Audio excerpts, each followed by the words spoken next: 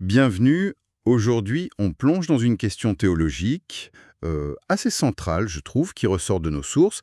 C'est quand exactement est-ce que l'œuvre divine de purification, l'expiation donc, arrive à son terme?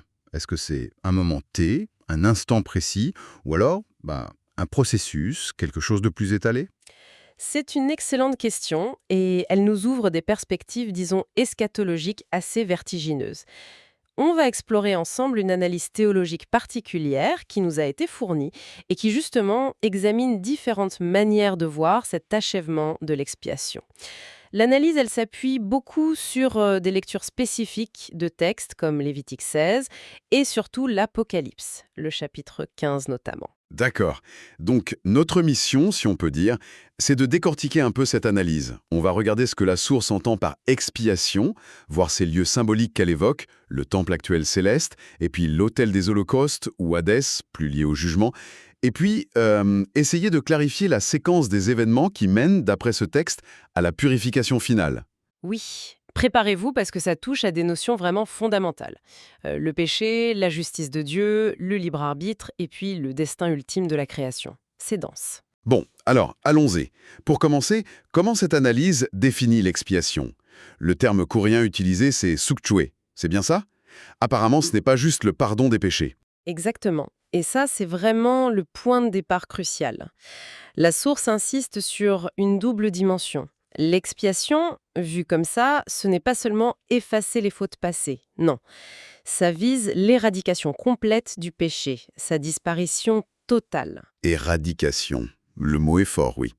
Ça implique quoi concrètement? Alors, selon le texte, ça recouvre deux aspects bien distincts. D'un côté, pour les êtres justes, on parle des anges fidèles et des humains sauvés, il s'agit d'éliminer même la possibilité future de péché. La source relie ça à ce qu'elle nomme l'achèvement ou la perfection du libre arbitre. Les termes coréens sont Bomje Ganingsongge Somyeol, Jayo Wijiye Wansong. D'accord. Rendre le péché impossible pour ceux qui sont sauvés. Intéressant. Et l'autre aspect?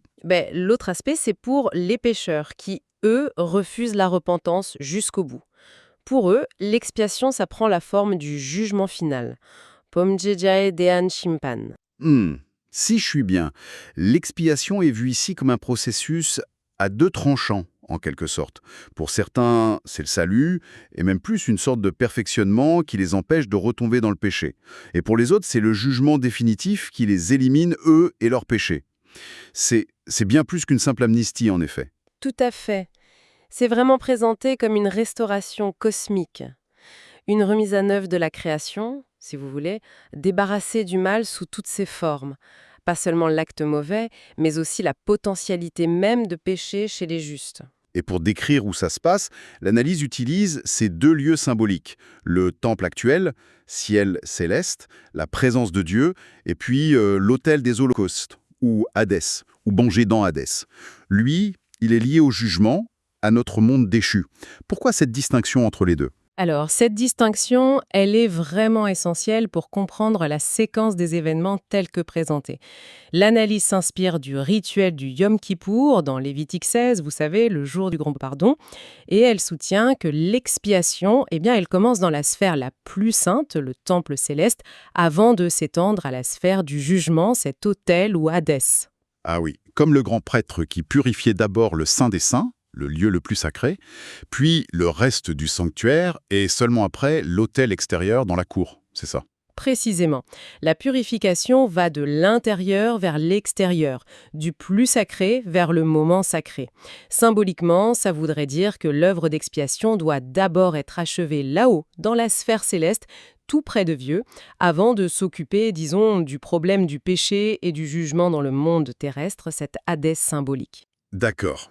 Et c'est là, j'imagine, qu'on arrive au cœur du débat soulevé par notre source.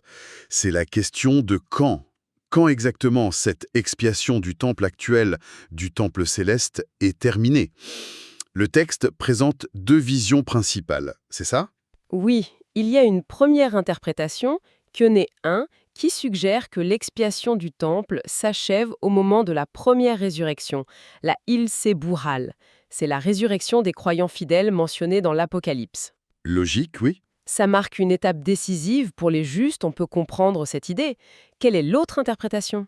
Alors, l'autre interprétation, Kyoné 2, et c'est celle qui semble avoir la préférence de l'auteur de l'analyse qu'on étudie, est plus surprenante. Elle affirme que l'expiation du temple, elle, ne s'achève qu'après le déversement complet des 7 fléaux, les 7 géants de l'Apocalypse. Attendez, les 7 fléaux. Mais ces fléaux, on les voit plutôt comme des jugements sur la terre, non? Liés à l'Hadès, justement.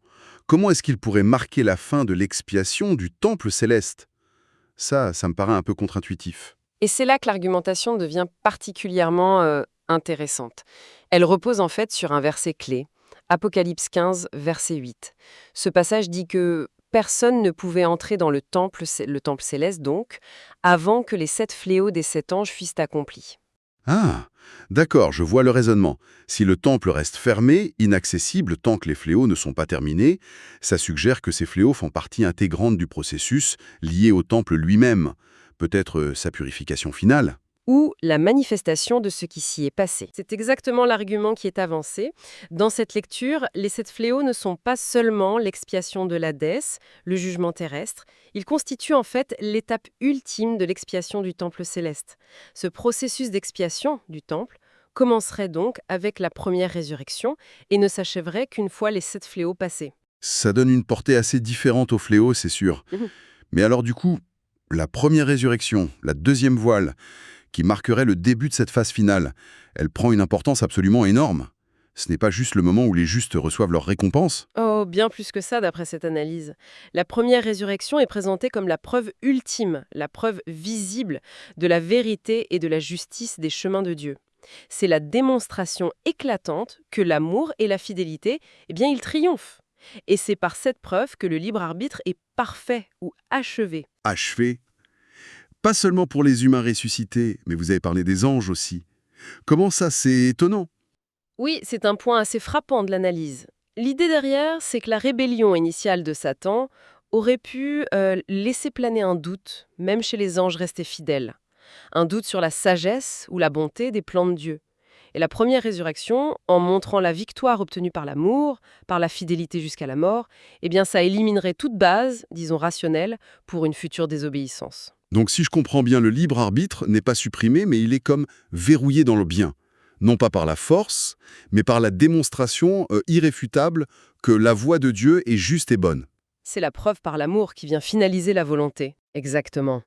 C'est une perfection par adhésion volontaire, une adhésion éclairée par la vérité qui a été manifestée.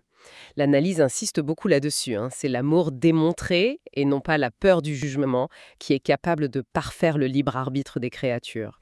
C'est une vision où la justice divine doit convaincre autant qu'elle juge en fait. Cette idée de démonstration de la justice, ça nous amène assez logiquement à regarder comment ça s'applique concrètement aux différents destins humains. Le texte distingue 3 groupes parmi ceux qui ont, au départ, professé la foi en Jésus. Oui, c'est une typologie intéressante pour illustrer comment la foi est évaluée en fin de compte. Il y a d'abord les justes prouvés. Eux, leur foi de départ a été confirmée par une vie transformée, par des actes qui montrent leur engagement réel. Les fruits de l'esprit, comme on dit. D'accord. Et à l'opposé, on a les méchants hypocrites. C'est ça. Ceux qui ont parlé de foi, mais dont les actions, la vie ont montré qu'il n'y avait pas de vrai changement intérieur. Leur parcours contredit leur profession de foi. Logique.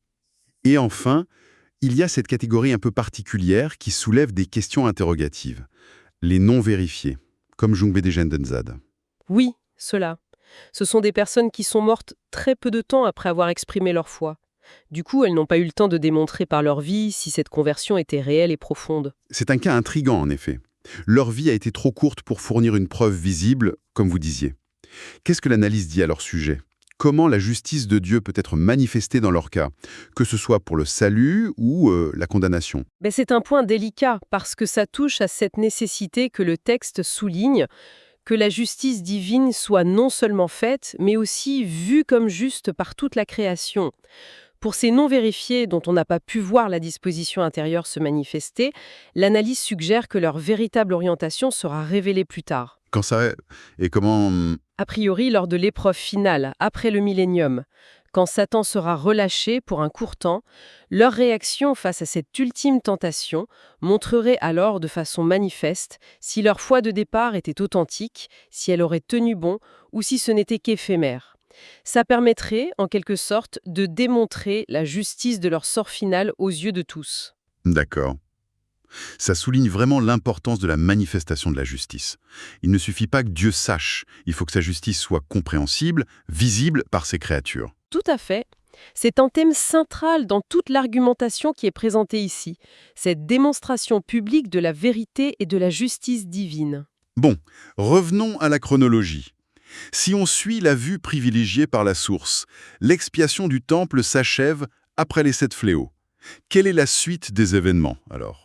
Ce qui mène à l'expiation de l'Hadès et au jugement définitif. Alors, l'enchaînement qui est décrit ensuite, c'est d'abord le jugement des armées de la bête, qu'on trouve dans Apocalypse 19, puis un événement cataclysmique, la destruction par le feu du premier ciel et de la première terre. Et c'est cet événement que l'analyse identifie comme l'achèvement de l'expiation de l'Hadès.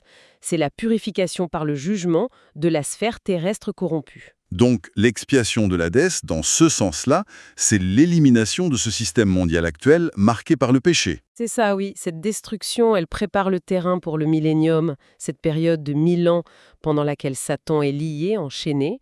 Après les 1000 ans, Satan est relâché pour cette ultime épreuve dont on parlait, qui mène ensuite au jugement final devant la Nouvelle Jérusalem, et enfin au jugement du Grand Trône Blanc, le Bekpo Joa des Shimpan. Il faut donc bien distinguer, si je comprends bien. Il y a une sorte d'expiation de l'Hadès avant le millénium, qui est la destruction du monde actuel, mais l'élimination finale de la mort et de l'Hadès eux-mêmes, comme concept, comme réalité liée au péché, ça n'a lieu qu'au jugement du Grand Trône Blanc après le millénium. Exactement. Le Grand Trône Blanc, c'est vraiment le point culminant, le jugement ultime où tout ce qui est irrémédiablement lié au péché, y compris la mort et le séjour des morts, l'Hadès, est définitivement éradiqué. Symboliquement, tout ça est jeté dans le lac de feu, le Fulmouth. Justement, parlons-en un instant de ce lac de feu. L'analyse émet une hypothèse, et elle précise bien que c'en est une, je suppose, sur la nature de cette punition. Oui, c'est très important de souligner le caractère spéculatif de ce point précis. L'auteur suppose, émet l'idée, que les pécheurs impénitents pourraient recevoir une sorte de corps capable d'endurer le feu. Le but avancé serait de payer intégralement la dette de chaque péché commis, une sorte de rétribution proportionnelle avant une possible annihilation finale ensuite. C'est une vision assez spécifique et, comme vous le dites, clairement présentée comme une spéculation. Absolument. L'essentiel ici, ce n'est pas tant le mécanisme imaginé, mais l'idée derrière, que la justice divine sera totale et que chaque péché trouverait sa juste rétribution. Cependant, et c'est important, l'analyse prend bien soin de préciser que même ce châtiment terrible ne peut pas changer la volonté profonde, ni achever le libre arbitre dans le bon sens. Cette transformation-là, la source le répète, elle ne pouvait être opérée que par l'amour manifesté à la croix. Si l'amour a échoué à convaincre, la punition ne le fera pas non plus. Alors, si on essaie de faire une synthèse de tout ça, quel est le message principal qui ressort de cette analyse de l'expiation? L'expiation apparaît vraiment comme une œuvre divine complète, mais qui a un double effet en fonction de la réponse de chaque créature. De côté, pour ceux qui acceptent le salut en Christ et qui persévèrent, pour eux, c'est la purification totale du péché, c'est la libération de sa présence et même de sa possibilité future, pour aboutir à cette fameuse perfection du libre arbitre dans l'amour. Et de l'autre côté, pour ceux qui s'obstinent dans le refus, l'expiation devient synonyme de jugement. Le péché n'est pas séparé de la personne, c'est la personne qui est éradiquée avec le péché auquel elle s'est identifiée. Et si on relie ça à la vue d'ensemble, avec les deux sphères, le temple et l'Hadès? On voit se dessiner un processus en deux grands temps.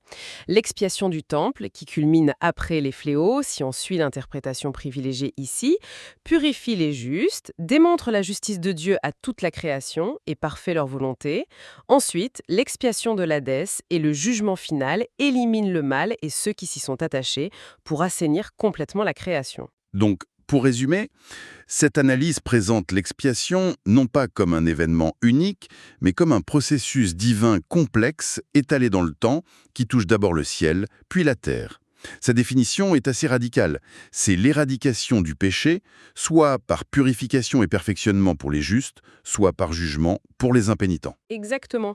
Et la question du timing précis, notamment ce lien assez controversé entre les 7 fléaux et la fin de l'expiation du temple céleste, ça apparaît comme un point vraiment clé de cette interprétation particulière. Ça façonne toute la compréhension de la fin des temps qui est proposée dans la source. Bien.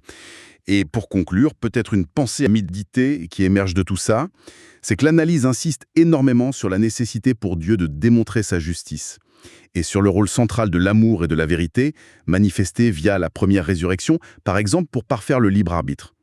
Et tout ça avant que le jugement final ne vienne sceller les destins. Cette insistance sur la démonstration, sur la persuasion par l'amour avant la séparation finale, ça soulève une question assez profonde, je trouve. Qu'est-ce que ça nous révèle sur le caractère même de Dieu et sur le but ultime qu'il poursuit pour sa création? Est-ce que c'est juste une question de tri final ou est-ce qu'il y a, dans ce processus méticuleux qui vise à établir la vérité, la justice de manière incontestable, est-ce qu'il y a là une finalité qui dépasse peut-être notre compréhension habituelle de la rédemption? Une belle question pour terminer. Une interrogation qui nous laisse en effet matière à réfléchir sur la nature de Dieu et son grand projet pour l'univers. Merci d'avoir suivi avec nous cette analyse approfondie.